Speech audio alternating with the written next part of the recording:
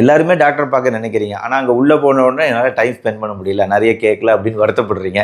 So இதெல்லாம் தவிர்க்கிறதுக்கு ஒரு நல்ல வழி அப்படிங்கிறது, இப்போ என்னதான் டாக்டர் சொல்ல வரீங்க, எங்களுக்கு ஏதாவது பிரச்சனைனா அப்போ நாங்கள் ஸ்பெஷலிஸ்ட்டை பார்க்கக்கூடாதா? ஸ்பெஷலிஸ்ட்டை பார்க்கலாங்க. அதுக்கு முன்னாடி இன்னொரு துறை இருக்குங்க. இதுதான். எல்லாருக்கும் வணக்கம். நான் டாக்டர் கார்த்திகேயன். நம்மளுக்கு உடம்பு சம்மந்தப்பட்ட எந்த பிரச்சனையாக இருந்தாலும் இன்றைக்கி நம்ம எந்த டாக்டரை பார்க்குறோம் அப்படிங்கிறது ஒரு பெரிய விஷயங்க. ஏன்னா நம்ம ஊரில் ஃபாலோ பண்ணக்கூடிய சிஸ்டம் அப்படிங்கிறது கொஞ்சம் வித்தியாசமானது.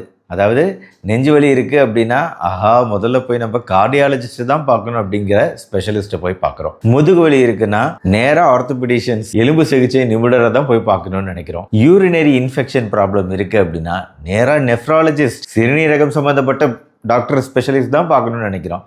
அதாவது இந்த ஸ்பெஷலிஸ்ட்டை முதல்ல பார்க்கறது அப்படிங்கிற விஷயம் இருக்குது பார்த்தீங்களா, இது நம்ம ஊரில் ரொம்ப அதிகமாகிடுச்சு. ஆனால் உங்களுக்கு தெரியாத ஒரு விஷயம் என்ன தெரியுங்களா, எந்த ஒரு ஸ்பெஷலிஸ்ட்டுமே அவங்க துறை சார்ந்த நாலேஜ் அப்படிங்கிறது நிறைய டெவலப் ஆகிருக்கும். அதாவது எம்பிபிஎஸ் முடிச்ச பின்னாடி எம்டி ஜாயின் பண்ணுறோம். இப்போ நெஃப்ராலஜி சிறுநீரகம் சம்மந்தப்பட்ட ஸ்பெஷலிஸ்ட் அப்படின்னா சிறுநீரகத்துக்குள்ள உண்டான பிரச்சனைகள் அதோட ரொம்ப ஹையர் லெவல் முதற்கொண்டு ஒரு நெஃப்ராலஜிஸ்டால் டீல் பண்ண முடியும். அதே மாதிரி நெஞ்சு வலி அப்படின்னா ஒரு இதயம் சம்மந்தப்பட்ட நிபுணர் உங்களோட இதயத்தோட ஹெல்த் எவ்வளோ இருக்குது அப்படிங்கிறத தெளிவாக அவரால் கண்டறிய முடியும். ஆனால் இதில் ஒரு விஷயத்தை நீங்கள் மறந்துடுறீங்க.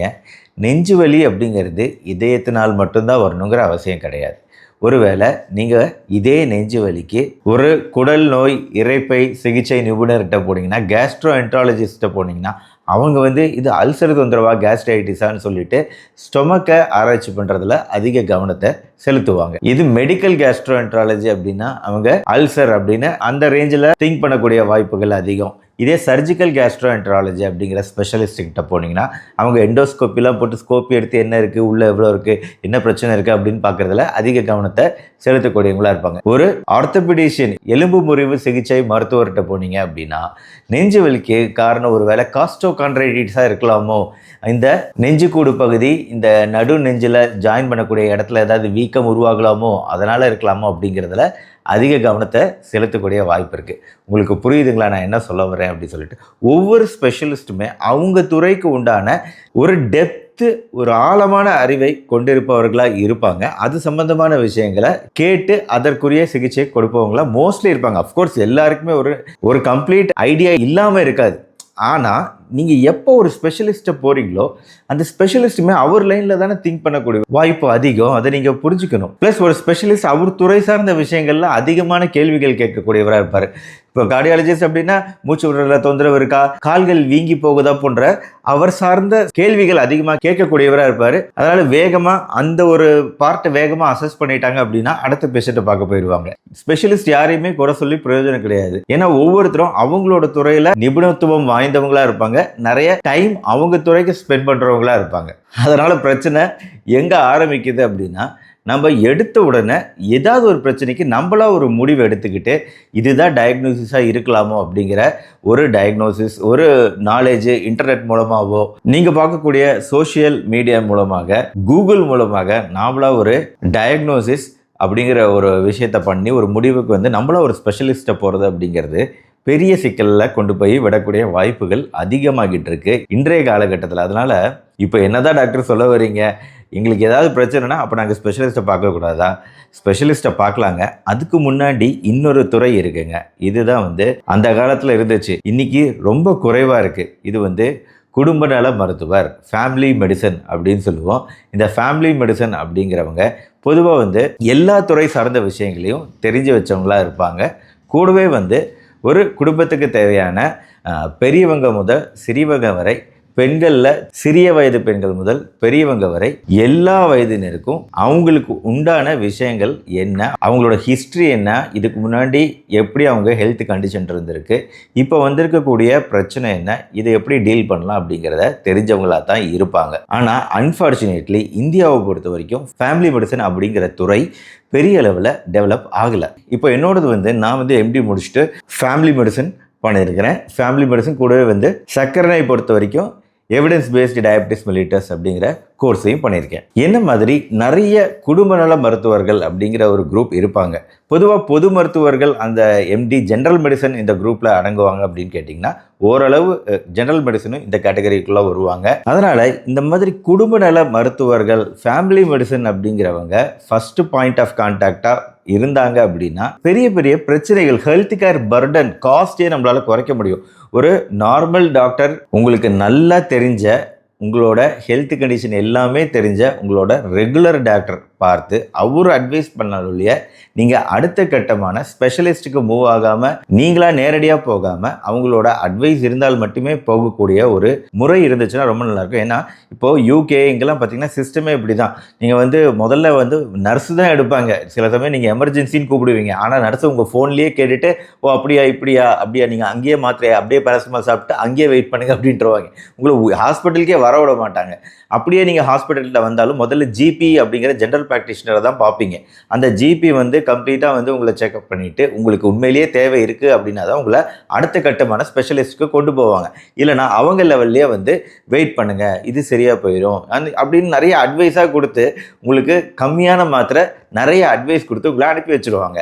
பொதுவாக இதுதான் இப்போ வெளிநாடுகளில் இதை யூகே போன்ற நாடுகளில் இருக்கக்கூடிய சிஸ்டம். இதனால் டிலே நிறைய இருக்கும். என்னோட பிரச்சனை இவ்வளோ இருக்குது, ஆனால் இவர் கண்டுக்கவே மாட்டேங்கிறாரு, இவர் என்னவோ நினச்சிக்கிட்டாரு, ஒன்றுமே இல்லை நினச்சிக்கிட்டாரு அப்படின்னு நினச்சி திட்டக்கூடிய மக்கள் நிறைய பேர் இருந்தாலும் இது ஒரு நல்ல சிஸ்டம்.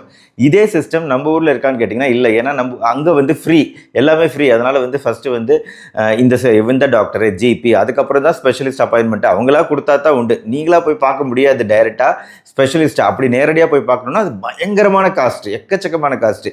அந்த மாதிரி கண்ட்ரீஸில் நம்ம ஊரில் அப்படி கிடையாது. நேரடியாக போய் ஸ்பெஷலிஸ்ட்டை பார்க்கக்கூடிய வாய்ப்புகள் உங்களுக்கு அதிகம். அதனாலேயே நம்மளுக்கு இந்த சிஸ்டம் ஈஸியாக இருக்கிறதுனால நம்ம நேரடியாக ஸ்பெஷலிஸ்ட்கிட்ட போகக்கூடிய சான்ஸ் உருவாயிடுது. ஆனால் ஸ்பெஷலிஸ்ட் போகும்போது அவங்க துறை சார்ந்த விஷயங்கள் நிறைய கவனித்து அதிலிருந்து ஏதாவது ஒன்று பிக்கப் பண்ணிட்டாங்கன்னா உங்களுக்கு இன்னும் பிரச்சனை அதிகமாகக்கூடிய வாய்ப்பு இருக்குது. அப்படிங்கிறதுனாலே ஃபஸ்ட்டு எடுத்த உடனே உங்களுக்கு நல்லா தெரிஞ்ச ஒரு ஃபேமிலி மெடிசன் டாக்டர்கிட்ட பார்த்துக்கிறது ரொம்ப முக்கியம். இதில் எம்பிபிஎஸும் அடக்கம். எம்பிபிஎஸ் படித்தவங்களுமே உங்களுக்கு எல்லா சிஸ்டமையும் படிச்சுட்டு தான் வராங்க. அப்போ ஒரு எம்பிபிஎஸ் டாக்டர் உங்களோட பாயிண்ட் ஆஃப் கான்டாக்டாக எப்பவுமே உங்களோட பாயிண்ட் ஆஃப் கான்டாக்டாக இருந்தாங்கன்னா உங்களோட சின்ன சின்ன பிரச்சனைகளை அவங்க லெவல்லே ஃபஸ்ட்டு பார்த்தாங்க அப்படின்னா ரொம்ப நல்லது. அதுக்கப்புறம் தேவைன்னா மட்டும் நீங்கள் ஸ்பெஷலிஸ்ட்டு போக பாருங்கள். இன்றைக்கி இருக்கக்கூடிய மக்கள் தொகையில் யாருக்கு டைம் இல்லை, இப்போ டாக்டரால் ஸ்பெண்ட் பண்ண முடியல, டைம் ஸ்பெண்ட் பண்ண முடியல அப்படின்னு நீங்கள் சொல்கிறீங்க அப்படின்னா அதுக்கேற்ற மாதிரி தான் நம்மளோட மக்கள் தொகையும் இருக்குது. பேஷண்ட்ஸ் நோயாளிகள் இருக்காங்க. இப்போ நம்ம ஒரு டாக்டரை பார்க்க நிறைய பேர் க்யூவில் வெயிட் பண்ணுறீங்க அப்படின்னா எல்லாருமே டாக்டர் பார்க்க நினைக்கிறீங்க, ஆனால் அங்கே உள்ளே போன உடனே என்னால் டைம் ஸ்பெண்ட் பண்ண முடியல, நிறைய கேட்கல அப்படின்னு வருத்தப்படுறீங்க.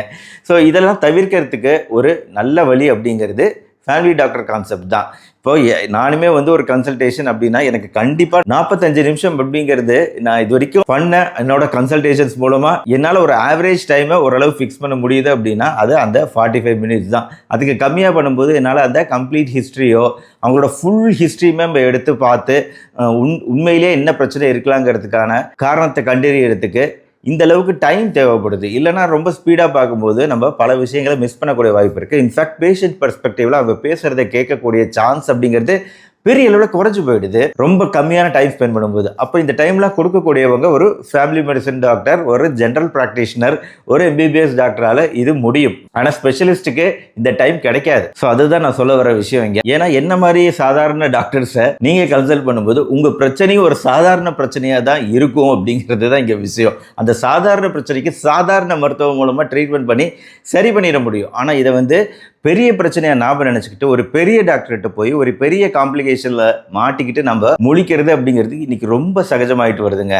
அது எனக்கு உண்மையிலேயே வருத்தமாக இருக்குது. பல பேஷண்ட்ஸ் பல விதமான டைரக்ஷனில் ட்ராவல் பண்ணுறாங்க, பயணிக்கிறாங்க. ஒரு ஸ்பெஷலிஸ்ட்லேருந்து இன்னொரு ஸ்பெஷலிஸ்ட்டுக்கு போகிறது ஓகே டாக்டர், எனக்கு கார்டியாலஜிக்கு போகிறேன், என்கிட்ட மணி இருக்குது, நான் கார்டியாலஜிக்கு போகிறேன், அடுத்து நெஃப்ராலஜிக்கு போகிறேன், அடுத்து பல்மனாலஜிக்கு போகிறேன், எல்லா துறையும் ஸ்பெஷலிஸ்ட்டையும் நான் பார்க்குறதுக்கு நான் ரெடி அப்படின்னு நீங்கள் நினைக்கலாம். ஆனால் இதுக்கான காஸ்ட் அதிகம். காஸ்ட் இருந்தாலும் இல்லைனாலும் உங்களுக்கு இதற்கான ரிஸ்க்கும் அதிகம். ஏன்னா இன்னொரு பக்கம் டாக்டரும் அவங்க துறை சார்ந்த விஷயங்களை தான் அதிகமாக பார்க்கக்கூடிய வாய்ப்பு இருக்குங்கிறத ஞாபகம் வச்சுக்கோங்க. ஆனால் இந்த நேரத்தில் இன்னொரு விஷயத்தையும் நான் சொல்லி ஆகணும். எல்லா ஸ்பெஷலிஸ்ட்டும் ரொம்ப நேரம் டைம் ஸ்பெண்ட் பண்ணுறதில்ல நான் சொல்ல கிடையாது. சில பேரால் அது முடியறது கிடையாது. சில பேர் நிறைய டைம் ஸ்பெண்ட் பண்ணுறாங்க. அதே மாதிரி எல்லா எம்பிபிஎஸ் டாக்டர்ஸுமே கூட எல்லாரும் டைம் ஸ்பெண்ட் பண்ணுவாங்கன்னு சொல்ல முடியாது. சில பேரால் டைம் ஸ்பெண்ட் பண்ண முடியறதில்ல. சாதாரண பிரச்சனைகள் எல்லாத்துக்கும் நீங்கள் மல்டி ஸ்பெஷாலிட்டி ஹாஸ்பிட்டல்னு பல்துறை மருத்துவமனையை நோக்கி நீங்கள் போக வேண்டிய அவசியமே கிடையாது. அப்படி போகும்போது பல்துறை அப்படிங்கிறது உங்களோட எல்லா சிஸ்டமையும் பார்ப்பாங்க. ஆனால் அதுக்கு உண்டாகக்கூடிய செலவு அப்படிங்கிறது ரொம்ப ரொம்ப ஜாஸ்தியாகிறது மட்டும் இல்லாமல் எல்லா சிஸ்டத்தையும் பார்க்கும்போது அது எல்லாத்துக்கும் டெஸ்ட் எடுக்கும்போது ஏதாவது 1-2 சிஸ்டத்தில் சின்ன சின்ன மாறுபாடுகள் காட்டுச்சு அப்படின்னா அதை கண்டு பயங்கரமாக பயப்படுறவங்களும் நாம் தான். அதையும் ஞாபகம் வச்சுக்கோங்க. தேவைனா தான் மல்டி ஸ்பெஷாலிட்டி ஹாஸ்பிட்டல், இல்லைனா நம்ம வீட்டு பக்கத்தில் இருக்கக்கூடிய சாதாரண ஹாஸ்பிட்டல் இல்லை சாதாரண டாக்டர், நார்மல் டாக்டர் போதும். ஆனால் அதே சமயம் எமர்ஜென்சி அப்படின்னு வரும்போது நம்ம அதாவது எலும்பு முறிவு ஏற்படும் போது நம்ம ஜிபி கிட்ட போகணுங்கிற அவசியம் கிடையாது. உங்களுக்கு நான் சொல்ல வேண்டியதில்லை. மாரடைப்பு மாதிரி சிவியர் செஸ்ட் பெயின் வருது அப்படின்னா டைரெக்டாக ஹாஸ்பிட்டலில் நாடி போகணும், எமர்ஜென்சி டிபார்ட்மெண்ட்டை நாடி போகணும். எப்போ ஸ்பெஷலிஸ்ட்டை நாடணும், எப்போ ஜிபி ஜெனரல் பிராக்டிஷனர் எமர்ஜென்சிக்கு போகணும், எப்போ மற்ற மருத்துவ முறைகள் யூஸ் பண்ணலாம் போன்ற பல விஷயங்களை இந்த வீடியோவில் நான் டிஸ்கஸ் பண்ணியிருக்கிறேன். கண்டிப்பாக இந்த வீடியோ ஒரு விழிப்புணர்வு வீடியோ அப்படின்னு நினைக்கிறேன். அதனால் இந்த வீடியோ பிடிச்சிருச்சுன்னா லைக் பண்ணி உங்கள் ஃப்ரெண்ட்ஸ் அண்ட் ரிலேட்டிவ்ஸ்க்கு ஷேர் பண்ணுங்கள். நம்ம சேனல் டாக்டர் கார்த்திகை தொடர்ந்து சப்ஸ்கிரைப் பண்ணி ஃபாலோ பண்ணுங்கள். மறுபடியும் நாளைக்கு பார்ப்போம். நன்றி, வணக்கம்.